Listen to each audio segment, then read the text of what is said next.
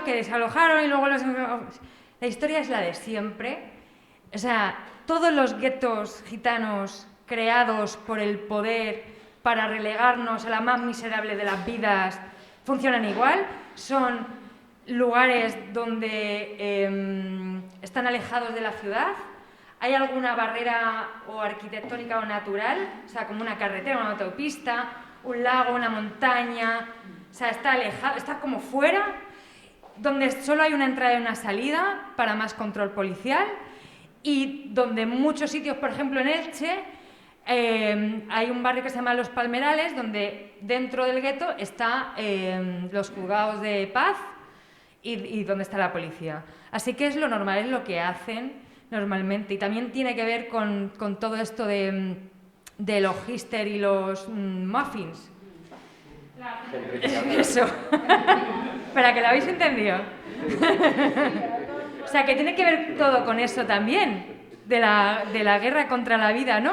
Y de cómo nos relegan y nos dicen, no seáis como esos que vais a terminar así. Pero aún así hay resistencia.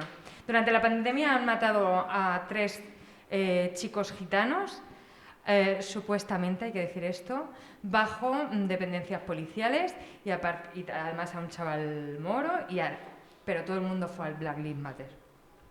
Que no digo que no vayan, sino que es que el antigitanismo y ser antimoro es muy made in Spain.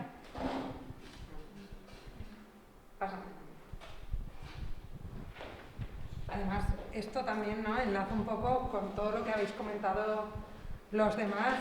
Hablabas tú, por ejemplo, del individualismo como una forma también de que prospere el fascismo y tal. Me estaba acordando de esta frase de Margaret Thatcher en su día, ¿no?, que fue como la pionera en estos menesteres, de decir directamente: niego la existencia de la sociedad no existe, existen los individuos y los intereses de los individuos. Y yo gobierno, ¿no?, para eso.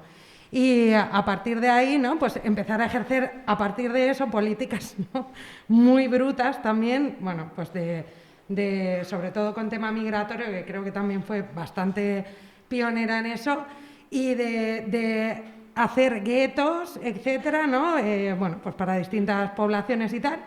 Y a partir de ahí se fueron copiando el resto de países, no solamente europeos, sino también en Estados Unidos, con Ronald Reagan, con no sé qué. Y a partir de ahí hemos ido comiendo un montón de mierda que tiene que ver, al final, con lo que estaba diciendo también Vanessa. Y llegamos a un momento, ¿no?, por ejemplo, como este que tenemos hoy, que tenemos aquí una mesa desobediente y un muy buen panel, en el que dices cosas como esto os interesa, que me ha parecido maravilloso porque primero de todo es cierto, pero también no deja de tocarme un poco los huevos, ¿no?, porque es como, hostia, pero esto hay que hacerlo porque al final otra vez tiene que ser interesante para nosotros los payos, ¿no? Tenemos que, claro, pero es que al final es un poco, claro, es al final un poco también enlaza con este tema del feminismo, ¿no?, de que tenemos que hacer entender a los hombres que el feminismo también es bueno para ellos, ¿no?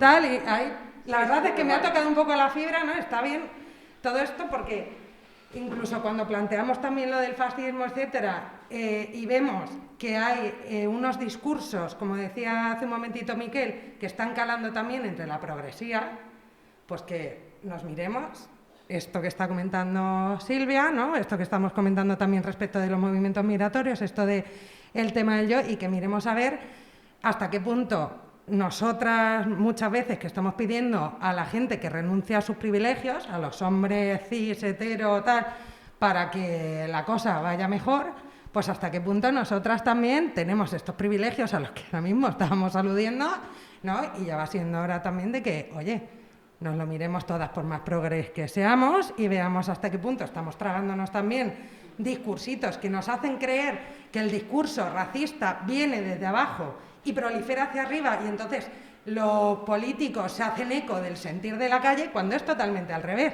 Es lo que decías antes, Miquel, los medios de comunicación, los políticos, etcétera, bombardeando a la gente día tras día con mensajes xenófobos, y encima te hacen creer que es cosa tuya.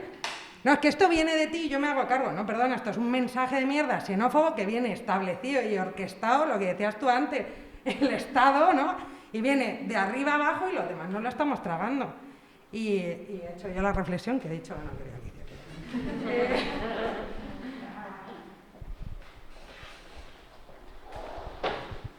A ver, yo la duda que tengo es que no sé muy bien cómo conjugar o cómo evitar o cómo se hace que los distintos colectivos que están luchando, cada uno como por sus objetivos, que al final van a converger en un bien común, bueno, son los derechos generales para todos iguales y tal, cómo eso no se convierte en nuevos individuos, pero grandes, o sea, como una colectividad.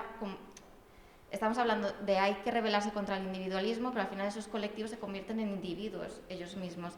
¿Cómo puedes conjugarse la lucha de cada uno de los distintos colectivos sin que sea algo individualista? No sé si me he explicado.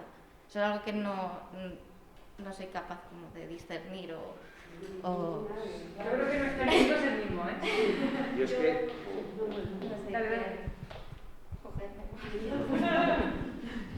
És que jo crec que és precisament el que està crec que hem comentat les tres persones de la taula, és a dir, és que no són incompatibles. El feminisme amb la lluita de classes, amb l'antirracisme, el feminisme no és incompatible, el feminisme blanc amb el feminisme islàmic, amb el feminisme gitano, amb el feminisme... És a dir, el problema ve quan... Ah, no, tu no pots ser feminista com ser gitana. Si sos un machista. Ahí es quan ve... No, jo és que... Perversión de eso, ¿no? Pues, que se generen como porque yo tengo la sensación un poco que las luchas colectivas al final se diluyen como dividen la lucha. Vale, pero es mi sensación, entonces no sé. N'hi ha un problema estructural i el problema partim de la base de que per a mi, bueno, és la meva opinió, però jo penso que n'hi ha un problema estructural que és el sistema neoliberal, el neoliberalisme, el capitalisme, com li vulguem dir. Tenemos mecanismes, uno d'ells és el masclisme, el patriarcat forma part d'aquesta lògica neoliberal, el racisme forma part d'aquesta lògica neoliberal, molts dels altres espais on està combatent col·lectius que han estat històricament vulnerabilitzats, precisament se rebel·len no contra... O sigui, la lluita feminista no és per a que reivindicar a Ana Botín o a Margaret Thatcher, para que llegue a hacer lo mismo que hacían los hombres, ¿sabes? O a Merkel. Per això n'hi ha una bona crítica dins dels moviments feministes o els moviments antirracistes no han lluitat per a que Obama, que ha bombardejat més que Trump, per cert, no? en altres països, no? siga un referent de algo. Això és el que te intenta vendre el neoliberalisme. No, si son como racistas, si está Trump, o sea, si está Obama, ha sido presidente, ¿cómo vamos a ser machistas? Mira a Ana Botín, o mira... És la seva estratègia. Què mos uneix? Mos uneix moltes coses, mos uneixen les opressions, és a dir, a tots i a totes. A mi com a home blanc heterosexual, pues, a mi què m'uneix? Pues la classe treballadora, el que parle valencià i moltes altres coses en les quals a mi sí que m'estan negant, o sigui, sí que me senc en aquest sentit en desavantatge, no? Respecte a altres. Jo no crec que les lluites, com li diuen, identitàries, no? del poble gitano, del feminista, dividisquen un objectiu comú que seria destruir el sistema, no? I canviar-lo per un no. Jo no crec que això divisca. Lo intenta. Y mucha gente de izquierdas lo compra. Dice, es verdad, es que claro, es feminista, estoy todo el día en el rollo, pero hay que la lucha de clases. Sí, es que vamos todos ahí. I n'hi ha que lluitar, primera, per a blindar que els moviments socials no perguen de rumb l'objectiu, o sigui, vull dir, l'objectiu principal, no, que és ese, però lògicament no vas a renunciar. Evidentment que hi ha un problema estructural de racisme, evidentment que hi ha un problema estructural de masclisme, evidentment que hi ha un supremacisme nacional i cultural espanyol així contra nosaltres. És que això és innegable. Quan tu planteges això com una competició, ¿no? entre identitats, ¿no? Es que estoy más oprimido que tú, es que tú es que... Ahí és on guanyen. Per això dic jo que moltes vegades...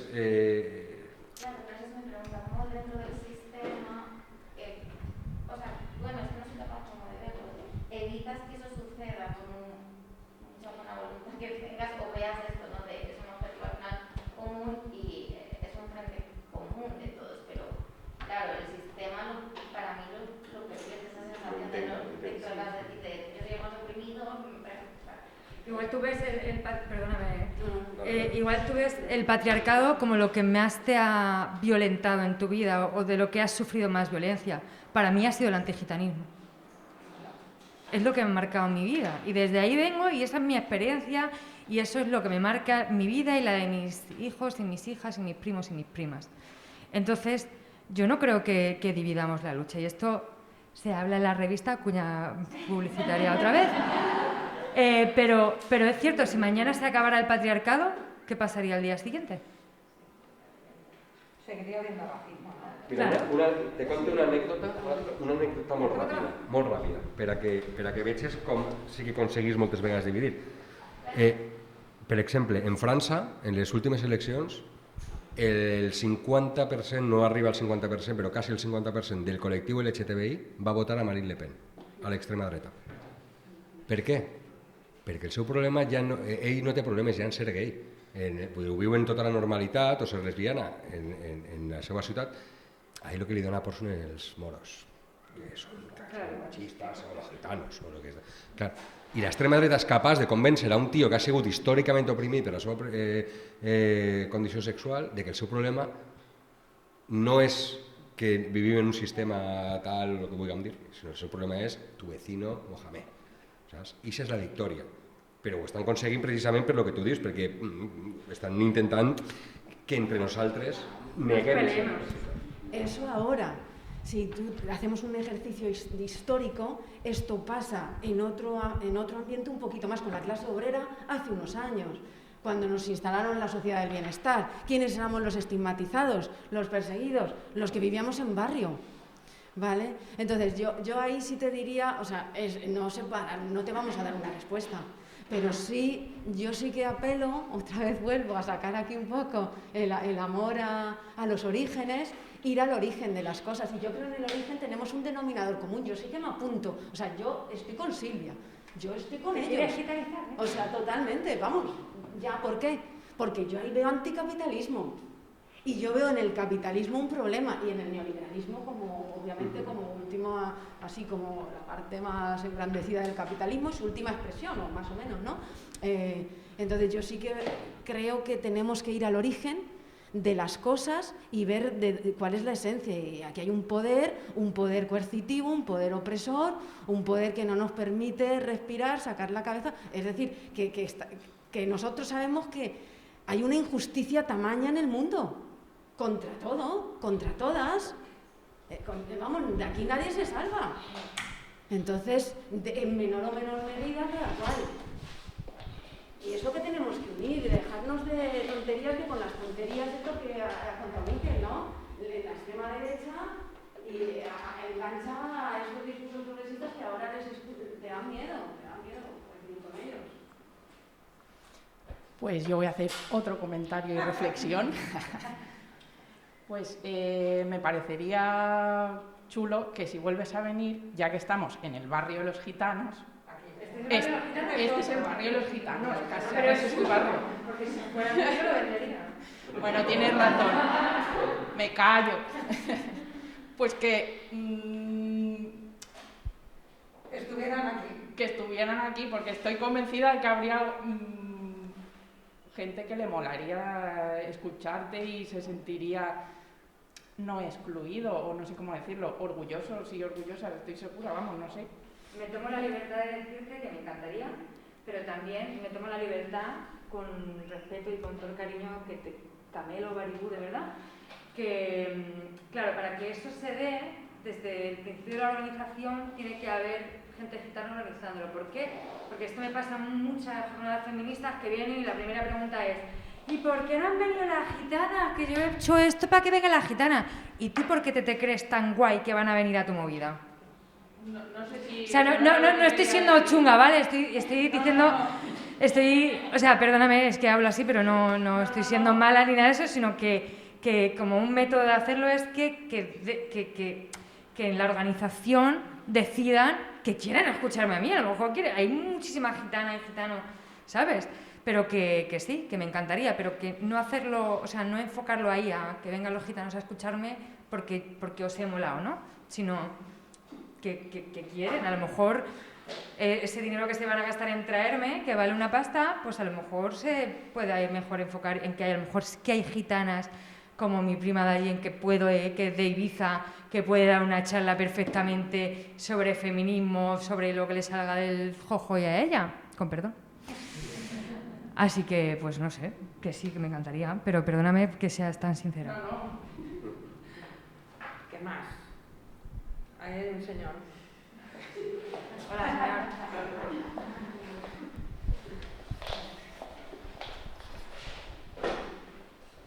Bueno, quedan 10 minutos, va bien para mi comentario, ¿no?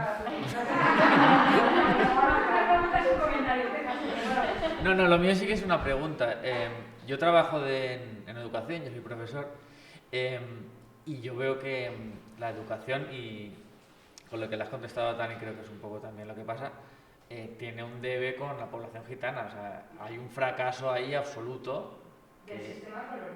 Sí. O sea, hay un fracaso absoluto que es que no conseguimos, o no se ha hecho el esfuerzo por incluirlos dentro de... Sí, dime. Perdón, que es que no puedo evitar escucharte así, ¿no? Nosotros en esa media trabajamos con los niños, ¿no? Entonces yo, como siendo gitana, a mí siempre la pregunta es, ¿por qué sí o por qué no? Siempre me tengo que justificar, y tuve la suerte de que yo siempre, me quería estudiar, ¿por qué? Para ayudar a mi comunidad, pero yo siempre me tengo los profesores, porque yo suelo dar charlas a los profesionales, ¿no? A los profes. Y mi primera pregunta es, ¿por qué tú eres gitana y has estudiado? Pero a un padre me pregunte por qué tú sí o tú por qué no. Pero la cosa es esa, que como gitanos nosotros siempre, tú al final. A lo mejor nosotros no hemos tenido esa red de apoyo. Entonces, si tú no estudias la historia y la cultura del pueblo gitano, de las fatigas que hemos pasado,